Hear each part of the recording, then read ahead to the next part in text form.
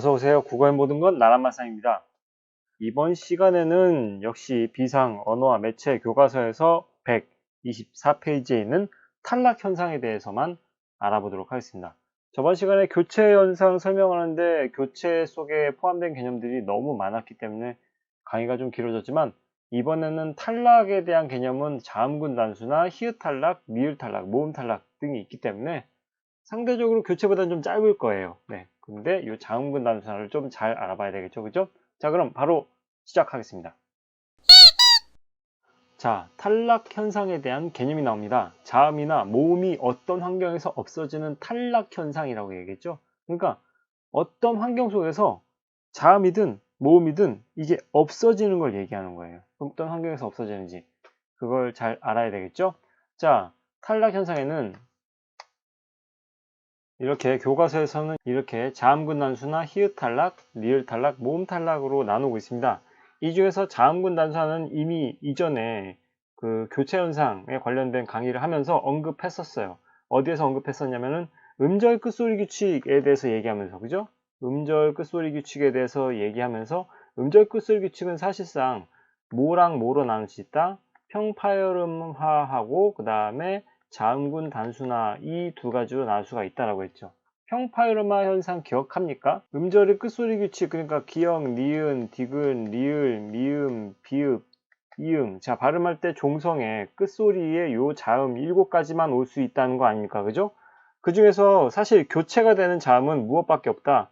기역과 디귿과 비읍밖에 없다. 근데 얘네들이 모두 다 무엇이더라? 평파열음이다 라고 얘기했었죠. 평파열음, 그죠? 평음인과 동시에 파열음인 평파열음이라고 얘기했습니다. 즉, 평파열음이 아닌 것들이 기역, 디귿, 비읍으로 바뀌어 발음이 되면 이것을 평파열음화 현상이라고 얘기했죠. 고로 얘는 교체 현상입니다. 교체 현상. 하지만 자음군 단수화는 앞서 얘기했듯이 탈락 현상이라고 했습니다. 그럼 왜 탈락 현상인지를 이번 시간에 배울 거예요. 자, 교과서에서는 요 6가지의 예를 가지고 지금 얘기를 했습니다. 탈락 현상, 자음군 단순화를 설명하기 위해서 요 6가지 예를 들었는데 한번 보도록 하죠. 여기서 자음군이라고 하는 것은 자음의 무리를 얘기합니다. 자음의 무리. 무리가 되기 위해서는 2개 이상의 자음이 붙어 있어야 되겠죠. 그죠? 여기서는 요 겹자음들이 자음군입니다. 자음군들. 이렇게 자음군들. 하지만 우리나라 말의 특성상 이 자음, 종성이 온 자음 요 2가지를 모두 발음할 수 없어요. 어떻게 할 겁니까? 이걸 흙으라고 할 겁니까? 아니잖아요. 그죠? 맑으다 라고 할 거예요? 아니잖아요. 얘는 삼으라고 할 거예요? 안 된단 말이지. 자, 그러면 이 자음 2가지를 모두 발음할 수 없기에 그중 하나는 떼어버리고 발음할 수밖에 없는데 그 중에 선택한 게 뭐다? 요 뒤에 있는 기역을 남기고 리을은 떼버리자. 그 다음에 여기서는 기역을 남기고 리을은 떼버리자. 그 다음에 미음을 남기고 리을은 떼버리자 해서 발음한 게 자음군 단순화입니다. 자, 좀 더 확대해서 보여드리도록 할게요. 흙을 가져왔습니다. 자음군이죠. 이 부분, 리을 기역 부분이. 하지만 다시 말하지만 우리나라 말의 특성상 종성에 오는 자음 2가지를 모두 같이 동시에 발음할 수가 없습니다. 때문에 이 중에 하나만 선택해서 발음해야 되기 때문에 우리는 이것을 발음할 때 어떻게 발음하냐면 흙이라고 발음한단 말이죠. 그럼 여기서 탈락되어 버린 건 무엇이냐? 리을이 탈락인 거죠. 그럼 여기 리을 탈락의 예가 되는 건가요? 이건 아닙니다. 이거랑 관련이 없어요. 지금 우리는 자음군 단수나 얘기하고 있는 거예요. 일단 얘와 얘는 일단 있고 얘만 봅시다. 이게 자음군인데 이 중에서 이 2가지 자음을 모두 발음할 수 없기 때문에 그 중에 하나를 뿅뿅 탈락시켜버리고 기역만 남기고 발음하는 게 흙! 이게 자음군 단수나 음절 끝소리 규칙 중에 하나인 자음군 단수나에 대한 얘기입니다. 자, 그러면 여기서 문제가 되는 게 있어요. 질문들이 아마 생각날 수 있습니다. 어떤 자음군은 앞에 자음이 남고 어떤 자음군은 뒤에 자음이 남는 거죠? 지금 이 흙과 같은 경우에는 뒤에 자음이 남고 앞에 자음이 탈락됐어요. 얘는 뒤에 자음이 남는 경우죠. 근데 앞에 자음이 남는 경우도 있단 말이죠. 이거는 어떻게 구별할 수 있을까요? 값이라고 하죠. 우리는 갓이라고 안 하죠. 이걸 뭐 물건 값이라고 할 때 이걸 값이라고 하지 갓이라고 하지 않습니다. 때문에 얘는 발음될 때 비읍을 남겨서 발음하기 때문에 뒤에 있는 시옷이 날아가고 발음하는 거죠. 얘랑 반대 케이스죠. 얘는 앞에 자음을 남겨서 발음하네요. 그러니 어떤 자음구는 앞에 자음이 남아서 발음하는데 어떤 자음구는 뒤에 자음이 남아서 발음하는 거야. 대체 이거는 어떻게 구별해야 되지? 라고 할 수 있어요. 근데 우리들은 일반적으로 직관적으로 평생 동안 한국어를 사용해왔기 때문에 사실 무리 없이 구분할 수 있어요. 이거를 설마 갓이라고 발음하는 친구가 어디 있겠습니까? 갓이라고 정확하게 발음하겠죠. 그래서 만약에 질문이 이렇게 1번 갓, 2번 갓, 이 중에 어느 발음이 맞을까요? 라고 한다면 일반적인 한국인이라면 다 모두 얘를 잘 정확하게 찍겠죠. 그죠? 하지만 무슨 법칙이 따로 있는 건 아니에요. 네. 이거는 그냥 외울 수밖에 없습니다. 그래서 쉽게 외우는 방법을 선생님이 알려줄게요. 자음군단 순화에서 요 겹자음이 어떻게 발음되느냐를 정리를 해봤습니다. 첫 번째 경우와 두 번째 경우가 있습니다. 첫째 자음이 남는 경우와 둘째 자음이 남는 경우를 이렇게 다 정리해봤는데 기역 시옷, 니은 지읒, 리을 비읍, 리을 시옷, 리을 티읕, 비읍 시옷 같은 경우엔 첫째 자음이 남습니다. 그것에 대한 대표적인 예로 목을 본다면 여기서 우리는 발음할 때 이것을 어떻게 발음하냐면 목이라고 발음하죠. 그러면 얘 앞에 자음이 남죠. 그죠? 다른 예 들어볼까요? 뭐가 있을까요? 안고 해봅시다. 안고. 안고. 자, 이거 우리 발음할 때 안고라고 발음합니다. 자, 어쨌든 무엇이 남습니까? 앞에 첫째 자음이 또 남죠. 또 다른 예 들어볼까요? 넓다. 넓다. 지금 선생님이 발음하겠지만은 어떻게 발음했습니까? 넓다 라고 발음했죠. 자, 그럼 역시 또 앞에 자음이 남았죠. 첫째 자음이. 그죠? 됐죠? 한 가지만 더 예를 들어볼게요. 그러면 더. 혹시 모를 친구도 있을까봐. 외골. 외골수라고 이렇게 표현할 때 외골이라고 표현하는데 얘네들도 어쨌든 발음할 때는 외골이라고 발음합니다. 결국엔 무엇이 남는 겁니까? 역시 첫째 자음이 남겠죠. 그죠? 그 다음에 두 번째 자음이 남는 경우에는 리을 기역, 리을 미음, 리을 피읍이 있습니다. 자, 이것에 대한 예시도 같이 들어줄게요. 일단은 앞서 예를 들었던 닭 같은 경우에는 뒤에 자음, 둘째 자음이 남죠. 그죠? 또 무슨 예가 있을까요? 나 그거 읽지 않았어. 읽지 않았어. 사실 얘는 읽지라고 발음 잘못하는 경우도 많은데요. 사실 얘는 읽지라고 발음을 해야 맞습니다. 때문에 얘는 뒤에 둘째 자음이 남는 게 맞죠. 자, 그 다음에 마지막 하나 뭐가 있을까요? 젊다. 예를 들어볼게요. 젊다. 자, 얘는 우리가 절다라고 안 하죠. 젊다라고 발음합니다. 자, 그러면 뒤에 둘째 자음이 남겨져서 발음되는 것이지요. 그럼 선생님 이걸 다 외워야 되나요? 그렇진 않습니다. 선생님도 이거를 외우는 게 되게 스트레스였기 때문에 이거를 좀 더 쉽게 외울 수 있는 방법이 뭐가 있을까? 대부분의 그 겹자음은 첫째 자음을 남겨서 발음하고 해봐야 요 세 개의 겹자음만 둘째 자음이 남겨져서 발음되기 때문에 얘네들을 조합해서 만들 수 있는 어떤 쉬운 방법이 있지 않을까 고민을 한 끝에 생각해낸 건 바로 이겁니다.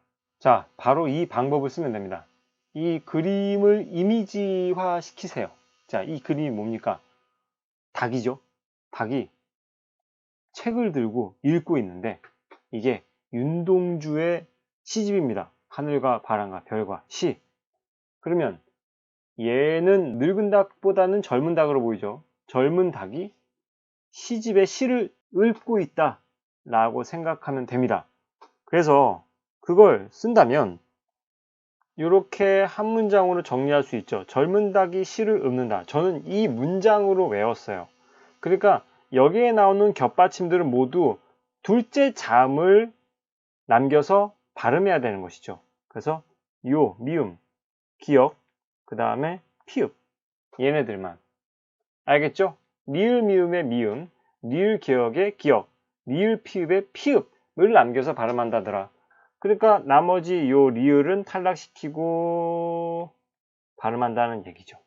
그죠? 그래서 둘째 자음이 남는 그 겹자음들만 외우고 이거 이외의 나머지의 겹자음들은 모두 첫째 자음이 남는구나 라고 생각하면 되잖아요. 그죠? 그래서 이 그림을 기억하면 될 것 같습니다. 하지만 여기에도 예외가 있습니다. 그래서 선생님은 항상 생각했던 건데 국어문법 정말 재밌긴 한데 정말 힘을 빠지게 만드는 것은 바로 예외 규정입니다. 예외 규정이 분명 존재해요.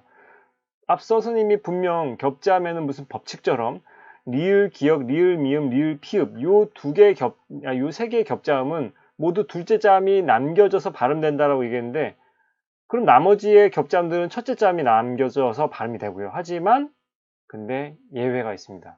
이게 무슨 100% 적용되는 법칙이 아닌 거예요. 자, 예외 한번 보겠습니다. 첫 번째 예외입니다. 리을, 비읍의 예외가 있어요. 리을, 비읍 겹자음 같은 경우에는 일반적으로 앞서 선생님이 얘기했던 부분에서는 뭐를 예를 들어서 했냐면요. 넓다에서 얘가 넓다가 아니라 넓다라고 이렇게 써줌으로 해서 앞에 자음이 분명 남음을 선생님이 알려줬었죠. 근데 밥 얘만 문제입니다. 얘만 리을, 비읍 겹자음이 사용되는 이 밥과 같은 경우에 뒤에 자음만 뒤따라오면 무조건 뒤에 자음이 남아요. 자, 예를 들어줄게요. 자, 얘 가져왔습니다. 밥다, 밥소, 밥지, 밥는, 밥고 라고 이렇게 발음하죠. 그죠? 그러면 여기서 남는 것들은 다 모두 뒤에 자음, 둘째 자음을 남겨서 발음합니다. 뭐 때문에 그래요? 밥 플러스 자음의 경우에 그렇다니까요. 바로 요 디귿, 시옷, 지읒, 니은, 기역 모두 다 자음들입니다. 그죠? 자음이 뒤따라오는 경우 밥이라는 밥다의 밥이라는 그 어간에 자음이 뒤따라오는 경우에는 무조건 원래 일반적인 경우는 앞에 첫째 자음이 남겨져서 발음되지만은 이 경우에는 예외적으로 뒤에 자음이 남겨져서 발음됩니다. 그래서 발음을 어떻게 밥다 그 다음에 밥소 그 다음에 밥지 그 다음에 밥는이 밥는으로 바뀌죠. 그죠? 이거는 뭐 때문에 그렇습니까? 이거 한번 짚고 넘어갈까요? 밥는으로 발음했다가 그 다음에 얘가 무엇 때문에 우리 교체 시간에 배웠습니다. 뭡니까 이게? 니은 비음이다. 와 나도 핵인싸 니은 비음처럼 담고 싶어. 나도 비음이 될래. 비음하죠. 그래서 밤는이 되는 것이죠. 그 다음에 얘는 밥고 이렇게 되는 것이죠. 그 다음에 그 어문 규정에 추가적으로 아예 제시된 두 가지의 이 어휘의 경우에는 무조건 그 뒤에 자음을 남겨서 발음한다는 그 어휘가 있습니다. 그 하나가 무엇이냐면 넙, 죽, 하, 다. 얘는 어떻게 발음하냐면 넙, 쭉, 하, 다로 발음하고요. 그 다음에 넙, 둥글다. 둥글이 아니라 둥글다. 자, 얘는 어떻게 발음하냐면 넙, 둥글다 라고 발음하거든요. 결국 어쨌든 여기도 두 번째 자음을 남겨서 발음합니다. 네, 이런 것들이 있어요. 이걸 알아둘 필요가 있습니다. 그래서 여러분들이 외워야 될 건 예외 규정. 요 리을 비읍 경우에는 예외가 있다더라. 그게 뭐냐? 밥다의 밥. 그 뒤에 자음이 붙는 경우 이 경우엔 예외고요. 그 다음에 넙죽하다, 넙둥글다 이런 두 가지의 어휘들은 모두 두 번째 자음이 남아서 남겨져서 발음된다. 이외의 나머지 것들은 모두 앞에 자음을 남겨서 발음하면 된다더라. 이걸 외우면 됩니다. 그 다음 두 번째 예외. 두 번째 예외의 규정입니다. 리을 기역, 겹받침 리을 기역의 경우에 선생님이 방금 전에 그림 그려줬었죠. 젊은 닭이 실을 읊는다라고. 그래서 닭과 같은 경우에는 앞에 자음, 뒤에 자음 어떤 게 남는다고 했습니까? 뒤에 자음, 즉 두 번째 있는 자음이 남는 것이라고 얘기했죠. 그래서 리을 미음, 그 다음에 리을 기역, 리을 피읍은 이 세 가지의 겹자음만 뒤에 자음이 남겨져서 발음된다는 것만 외우면 나머지 것들은 앞에 자음이 발음되니까 상관 안 해도 된다 라고 얘기했었잖아요, 분명. 그래서 이 리을 기역 같은 경우는 일반적으로는 리을은 날아가고 기역이 남겨져서 발음돼야 되지만 이 용언어가 말음 리을 기역 같은 경우엔 자음 기역이 뒤따라올 때 그때 무엇이 날아가 버리냐면요. 기역이 탈락됩니다. 일반적으로는 요 리을이 탈락되거든요. 일반적으로는. 근데 여기선 예외적으로 기역이 탈락되어서 리을이 발음됩니다. 그러면 여기서 궁금한 친구들이 있을 거예요. 뭐가 궁금하냐면 이 용언 어간 발음이 뭐예요? 자, 이것에 대해서 설명해 줄게요. 일단 용언에 대한 개념에 대해서 알아야 되고 어간에 대한 개념에 대해서 알아야 되고 발음이라는 개념에 대해서 알아야 됩니다. 근데 여러분 어간에 대해서는 설명은 어간과 어미에 대해서 저번에 그 교체 시간 강의에서 설명해 줬어요. 다시 기억이 안 나면 여기에다 다시 링크 걸어 줄 테니까 그거 보고 확인하고 오세요. 네. 간단히 말하자면 어간은 용언과 같은 경우에 형태가 변하는 활용을 한다고 했죠. 활용. 먹는다, 먹어서, 먹으니, 먹자꾸나, 먹어라, 먹니 뭐 이런 식으로 먹이라는 말을 중심으로 뒤에 활용을 한다고 했잖아요. 그죠? 여기다 써볼까요? 먹다를 기본 형태로 하고 여길 갈라놓고 먹자, 먹어라, 먹니, 먹언니 뭐 여러가지 뒤에 부분을 이렇게 활용한다고 했죠. 이걸 활용한다고 해요. 형태에 변형되는 거. 근데 요 앞에 이 활용하는 데 있어서 여기서 변하지 않는 부분을 어간이라였고 변하는 부분이 어미라고 했습니다. 여기가 어간인 거예요. 요 어간을 얘기한 거고요. 그 다음에 용어는 무엇을 얘기하느냐? 용어는 결론적으로 얘기하자면은 얘는 형용사와 그 다음에 동사, 주로 서술어 부분에 많이 쓰이는 문장에 어떤 주체가 어떤 행동을 했네, 어떤 생각을 했네, 어떤 형태를 가졌네 라는 식의 어떤 서술어에 해당되는 주로 그런 역할에 많이 쓰이는 형용사와 동사를 아울러 용언이라고 얘기합니다. 국어사전을 찾아봐도 그런 의미로 나와 있어요. 문장에서 서술어의 기능을 하는 동사, 형용사를 통틀어 이르는 말. 그냥 동사와 형용사를 합하여 용언이라고 얘기합니다. 네, 그러면 동사와 형용사에 쓰인 그 활용하지 않은 어간 부분에 말음이라고 하는 건 뭐냐면요. 끝에 오는 종성에 위치한 소리를 말음이라고 얘기합니다. 알겠죠? 아, 요거 같이 안 지워지네. 자, 다시 쓸게요. 예를 들어주는 게 가장 이해가 쉬울 거 아닙니까? 바로 예를 들어줄게요. 자, 이런 경우에 어떻게 발음을 해야 될까요?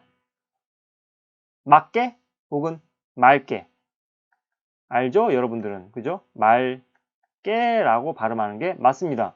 결국엔 요 뒤에 있는 요 기억이 어떻게 된 겁니까? 날아간 거잖아요. 뾰로롱 날아갔어요. 그리고 앞에 자음이 남겨져서 발음이 됐죠. 그죠? 우리가 일반적으로 외우던 어떤 그 공식과는 달라요. 젊은 닭이 실을 읊는다. 그 공식과는 다르단 말이죠. 그래서 예외입니다. 예외.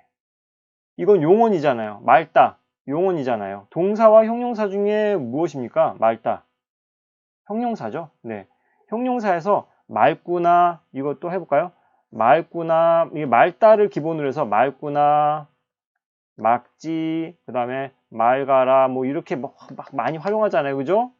이 부분이 어간인 거고 그 다음에 이 부분이 어간의 마름 부분인 거예요. 마름 알겠죠? 용언이고 어간의 마름 부분에 여기에 뒤따라오는 요 기억이 문제라니까. 기억 때문에 그래요. 지금 이런 현상이 일어나는 게 이 기억, 얘 때문에 그래요.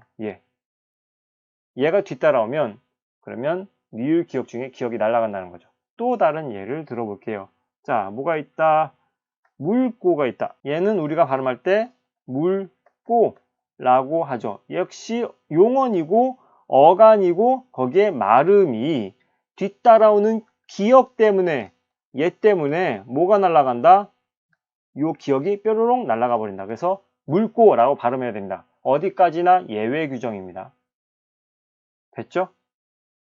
근데 이 조건을 잘 따져야 돼요. 용언이어야 되고 어간이어야 되고 말음이어야 됩니다. 그럼 이게 아닌 경우도 있어요. 이거 한번 예를 들어 볼게요. 이거 재밌습니다.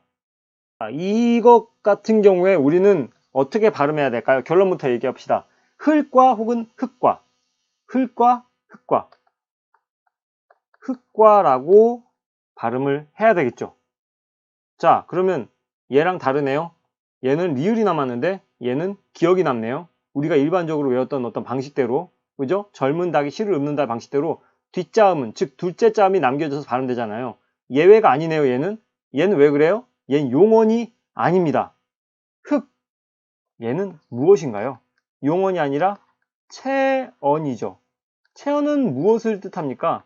명사, 대명사, 그 다음에 수사, 얘네들을 아울러서 체언이라고 얘기하잖아요. 얘는 체언이에요. 얘는 용언이 아니기 때문에 이 법칙의 적용을 안 받습니다. 알겠죠? 한 가지만 더 예를 들어봐요. 닭과, 달과라고 할까요? 아니에요. 얘도 닭과 라고 얘기합니다. 역시 얘가 체언이기 때문에 용언인 경우만 해당되는 거예요. 이 예외 규정은 용언의 어간의 말음인 경우만. 하지만 얘는 체언이기 때문에 이 예외 규정을 적용받지 않습니다. 됐죠? 넘어갑니다. 이제 자음군단 수사 끝났으니까 이번에는 그 히읗 탈락에 대해서 배워볼게요. 자, 히읗 탈락에 대해서 교과서에서는 이렇게 정리했습니다. 용언의 어간말 자음 히읗이 모음으로 시작하는 어미 앞에서 탈락하는 현상이라고 얘기했는데, 그냥 뭐 뒤에 것까지 붙이면은 되게 복잡해 할 것 같아서 안 그래도 머릿속이 복잡한데, 용언의 어간말 자음 히읗과 그 다음에 모음이 만나버리면 요게 뾰로롱 하고 날아가 버린다고 생각하면 돼요. 모음만 만나면, 모음으로 시작되는 무엇과 만나면 히읗이 날아가는 거예요. 자, 그러면 바로 얘 들어갑니다. 자, 얘가 뭐가 있냐면 교과서에 나온 얘 한번 들어볼게요. 조아. 자, 이것은 표기상에서 날아가는 게 아니라, 자, 정확하게 구분해야 됩니다. 표기상에서 히읗이 탈락되는 게 아니라 우리는 발음하면서 히읗이 탈락되어 발음하는 걸 얘기하는 거예요. 자, 조아라고 히읗이 분명 들어가 있지만 우리는 발음할 때 어떻게? 조아라고 발음하는 것이죠. 그러면 뭐 때문에 그래요? 얘는 용언 맞죠? 그죠? 용언이잖아요. 이게 뭐 동사입니까? 형용사입니까? 형용사죠. 그죠? 이 형용사인 조아에, 그러니까 용언인데 그 말의 자음에 히읗이 뭐 때문에 그러냐고. 바로 이 때문에 그렇잖아요. 얘가 모음이잖아요. 그러면 이런 질문 할 수 있어요. 선생님, 이음 있잖아요. 답답하죠. 그죠? 저번에 선생님이 언급했었습니다. 다시 한번 좀 더 크게 확대해서 쓸게요. 라고 했을 때 이때 첫 소리에 나오는 요 이응은 얘는 있는 애다 없는 애다? 얘는 없는 애 치란 말이에요. 얘는 그냥 소리값이 없는 애예요. 얘 소리 어떻게 발음합니까? 발음 못한다니까? 저번에 얘 들었었잖아요. 이것과 이것을 구분해서 발음해보는 친구 있으면 나와보라 그래. 아무도 없잖아요. 그죠? 우유, 우유 둘 다 똑같이 발음되는 거예요. 그러니까 여기 초성에 오는 첫 소리에 오는 이응은 얘는 없는 친구로 치자, 투명인간으로 치자 생각한 거예요. 그래서 사실상 이거예요. 우리는 발음할 때 조아. 알겠죠? 그러니까 모음으로 시작하는 어미를 만났어요. 모음으로 시작하는 어미를 만났기 때문에 그 어미 앞에서 요게, 요 히읗이 탈락되어 발음하는 것이죠. 그래서 조아가 되는 겁니다. 또 하나 예를 들어봅시다. 노아, 노아. 놓다라는 동사, 용언이죠. 용언 어간말의 자음 요 히읗이 문제인 건데 무엇 때문에? 역시 요 이응은 없는 놈 치고 요 모음 때문에 우리는 발음을 어떻게 하더라? 노아로 발음하더라. 히읗은 뾰로롱 날아가 버리고 요 모음으로 시작되는 어미 때문에. 한 개만 더. 자, 나으니 이렇게 되는데, 자, 우리는 이거를 발음을 나은이라고 당연히 히읗을 탈락시켜 발음하는데, 히읗을 탈락시켜 발음하는 데는 다 이유가 있다더라. 왜? 모음으로 시작되는 어미를 만났기 때문에. 바로 뭐? 요 때문에 그렇죠. 됐죠? 그게 히읗 탈락입니다. 많습니다. 뭐 싸으니, 그 다음에 뭐 끓이다, 얘네들도 다 히읗이 탈락되어 발음하잖아요. 싸으니, 끓이다, 이거는 끓이다, 이런 식으로 발음하잖아요. 뭐 때문에? 얘네들 때문에. 모음으로 시작되는 어미 때문에 그렇습니다. 끝! 그 다음 리을 탈락. 자, 그 다음에 리을 탈락인데요. 리을 탈락은 교과서에서는 용언의 어간말 자음 리을이 몇몇 어미와 결합할 때 탈락하는 현상을 리을 탈락이라고 한다. 네, 맞긴 맞습니다. 근데 여기에는 용언에만 국한해서 얘기했는데 사실 합성어나 파생어에서 이 합성어가 되고 파생어가 되는 과정에서도 리을 탈락이 일어나거든요. 네, 그거 한번 정리해 줘 볼게요. 자, 이렇게 두 가지의 리을 탈락의 유형이 있습니다. 일단 첫 번째, 이건 교과서에서 언급된 것들인데요. 예를 들어서 한번 볼게요. 얘가 뭐가 되어 있냐면 살다 라는 말에다가 니가 붙으니 우리는 어떻게 쓰냐면 산이라고 이렇게 쓰는 것입니다. 아까 히읗 탈락 같은 경우에는 표기에는 그대로 조아라는 경우에 조아라고 발음할 뿐 표기에서는 히읗을 그대로 살려 이렇게 쓰지만 이 리을 탈락 경우에는 지금 이렇게 표기에서도 리을이 탈락돼 버려요. 그러니 당연히 발음도 그냥 산이라고 발음을 하죠. 그죠? 얘는 표기는 남아있고 발음만 탈락시킬 뿐이고 리을 탈락은 표기에서마저도 아예 리을이 날아가 버립니다. 때문에 발음도 리을이 날아가서 발음이 되는 것이죠. 살다 플러스 니가 되면 산이가 되는 것이고요. 그 다음에 알다, 나 그 친구 알아 라고 할 때 알다 라는 것에다가 용언에다가 니가 붙으니 우리는 아니 라고 이렇게, 아니면 아는, 교과서에서는 는이었는데요, 그죠? 네. 아는 이렇게 돼버리는 거죠. 리을이 탈락되죠, 그죠? 리을이 탈락되는 것. 자, 그 다음에 두 번째 유형으로는 얘는 그냥 들어만 두는 게 좋을 것 같아요. 네, 교과서에는 언급된 바가 없으니까 그냥 들어만 두세요. 자, 일단 합성과 그 다음에 파생의 과정에서 합성어는 어근과 어근의 결합체이고 파생어는 어근과 그 다음에 접사의 구성으로 이루어진 것이 합성어와 파생어에 대한 정의죠. 자, 예를 들어 보겠습니다. 일단 말과 소를 아울러 우리는 현재 마소라고 언급하고 있습니다. 둘을 아울러 이룰 때, 그때 요 리을이 탈락된 경우, 이거는 어근이고 얘도 둘 다 어근인데 이게 합성어가 돼서 마소가 됐잖아요. 그때 리을이 탈락돼 버리죠. 또 다른 예를 들어 볼게요. 뭐가 있을까?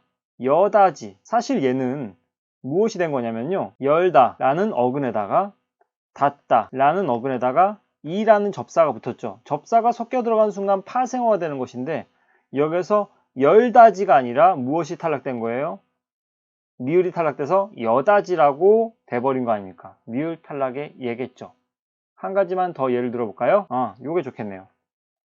바, 늘, 플러스 질이 되는 것이죠. 이렇게 되면 우리는 쓸 때는 바느질이라고 쓰죠. 그럼 무엇이? 리을이 탈락된 거죠. 바늘이라는 어근과 그 다음에 질이라는 접사가 붙어서 이 둘이 파생어가 되었죠. 그죠? 이런 경우에도 리을이 탈락되는 경우가 있다더라. 그래서 리을 탈락의 유형에는 이 두 가지가 있다는 걸 알아두면 좋을 것 같은데 교과서에서는 요 내용 자체가 언급이 없어요. 그냥 요것만 나와 있어요. 네. 요것만 좀 알아두세요, 그냥. 자, 그런데 이것과 관련하여 이런 오류가 나타나기도 한다는 거죠. 흔히들 우리들이 실수하는 잘못된 표현들, 하늘을 나르는 새를 보라 라고 했는데 아니요, 날다 플러스 는에서는 나는이라고 하는 게 옳다고요. 거칠은이 아니라 거친, 그 다음에 낯설은이 아니라 낯선이라고 써야 맞다는 것이죠. 리을이 탈락된 채로 써야 되는데 우리는 이걸 리을을 탈락시키지 않고 그대로 쓰는 경우가 있는데 그것이 오류라는 것이죠. 이거 좀 잘 알아두면 좋을 것 같아요. 자, 그 다음에 이번엔 모음 탈락이에요. 자, 용언의 어감과 어미가 결합하는 과정에서 모음이 탈락되는 경우가 있다고 설명을 교과서에서는 했어요. 근데 선생님이 알기로는 모음 탈락의 종류는 크게 두 가지가 있습니다. 탈락이라는 것이 있고요. 그 다음에 동음 탈락이라는 것이 있어요. 이것에 대한 각각의 예를 들어준다면 탈락에는 뭐가 있냐면요. 자, 뜨다라는 기본형의 뜨다, 동사가 있다 칩시다. 이 동사는 우리가 활용하면 그 다음에 떴다. 자, 이런 식으로 가 탈락돼 버리죠. 또 다른 예 들어볼까요? 자, 끄다. 뭐 불을 끄다 할 때 끄다 있죠. 자, 이것을 또 활용을 하면요. 껐다. 자, 이런 식으로 하면서 역시 가 탈락이 되죠. 그 다음에 한 가지만 더, 크다. 자, 그러면 그 사람 키가 커. 그 다음에 그 사람 키 컸어. 컸다가 아니야. 컸다. 자, 그러면 어떻게 됩니까? 요 가 탈락되는 거죠. 다 모두 가 탈락된 예시들입니다. 그죠? 자, 그 다음에 동음 탈락의 예는 이런 게 있습니다. 차가 가다가 멈췄다. 그때 섰다라고 얘기하죠. 그것을 분석해보자면 이렇게 됩니다. 서다라는 기본형에다가 과거 시제 선어말어미 그 다음에 종결어미 다가 붙은 거거든요. 그러면 이게 어떻게 되냐면 섰다라고 우리는 씁니다. 자, 그러면 무엇이 탈락되는 거라 볼 수 있을까요? 여기서 겹치는 게 서의 어와 그 다음에 엇의 어가 붙어요. 이 둘이 굳이 똑같은데 이걸 어떻게 하나를 탈락시키는 거죠. 그래서 섰다가 되는 겁니다. 어가 탈락되는 것이죠. 동음이기 때문에 탈락되는 예시로 볼 수가 있겠습니다. 또 다른 예를 한번 들어볼까요? 자, 뭐가 있을까? 탔다. 자, 얘는 분석하자면 타다라는 말에다가 at이라는 선어말 어미에다가 다가 붙은 건데 여기서 뭐가 또 겹칩니까? 아라는 모음과 아라는 모음이 둘이 동음이 겹치게 되죠. 같은 성질의 똑같은 것들이 같은 공간에 있으면 불쾌하단 말이지. 하나를 탈락시키고 그래서 탔다가 되는 것이죠. 자, 그래서 여기 125쪽, 124쪽에 걸쳐서 나오는 요 문장 부분 있잖아요. 그건 지금 선생님이 설명한 부분을 지금 문장으로 설명한 겁니다. 용언의 어감 끝 모음, 으는 모음으로 시작되는 어미 앞에서 탈락한다. 탈락에 대한 얘기고요. 그 다음에 모음 아어로 끝나는 어간이 모음 아어로 시작하는 어미와 결합할 때 아 혹은 어가 탈락한다. 동음 탈락에 대한 얘기를 하고 있는 것입니다. 자, 그럼 마지막으로 똑 확인해보고 그 다음에 마치도록 하겠습니다. 자, 다음 표의 빈칸과 밑줄을 채워보며 의문탈락 현상 정리해보자 라고 했을 때 요것은 어떠한 현상이 일어난 것이라 볼 수가 있을까요? 여러분들 배웠는데 뭡니까? 네, 맞습니다. 바로 자음군 단순화라고 볼 수가 있겠죠. 요 기역 시옷이 기역만 남은 거, 리을 시옷이 리을만 남은 거, 무언가 이 자음의 무리들 중에 하나가 탈락된 탈락의 현상이잖아요. 그죠? 그 다음에 쌓아서 우리는 이거 발음할 때 쌓아서 라고 얘기합니다. 발음상에서만 탈락이 되는 것이죠. 히읗이 날아가는 것이죠. 너은이와 같이. 그죠? 자, 얘 같은 경우에 뭡니까? 둥글다 라는 기본형에 니은이 붙으니 둥근이 됐습니다. 리을 탈락이겠죠? 그죠? 그 다음에 모음 탈락, 어서 이거 탈락이죠. 그죠? 탈락인데 얘는 어떻게 꺼서 라고 하겠죠. 서었다. 어와 어가 동음입니다. 동음 탈락이죠. 그래서 우리는 어떻게 씁니까? 섰다 라고 이렇게 쓰면 되겠죠. 자, 여기까지 하도록 하죠. 여러분들 강의 듣느라 수고 많았습니다. 강의 듣는 도중에 이해가 안 가는 부분 많을 거라 생각합니다. 그렇다면 여러분들 인터넷 검색을 생활화하시고 그래도 모르겠다 싶으면 가장 좋은 방법은 선생님한테 질문하는 겁니다. 질문하면은 많은 깨달음을 얻게 됩니다. 그리고 그 깨달음을 잊기 전에 다른 친구들한테 가르쳐 주면서 꼭 재진수를 해보길 바랍니다. 여러분들 파이팅! 자, 그러면 도움이 되었다면 구독과 좋아요 부탁드립니다. 감사합니다.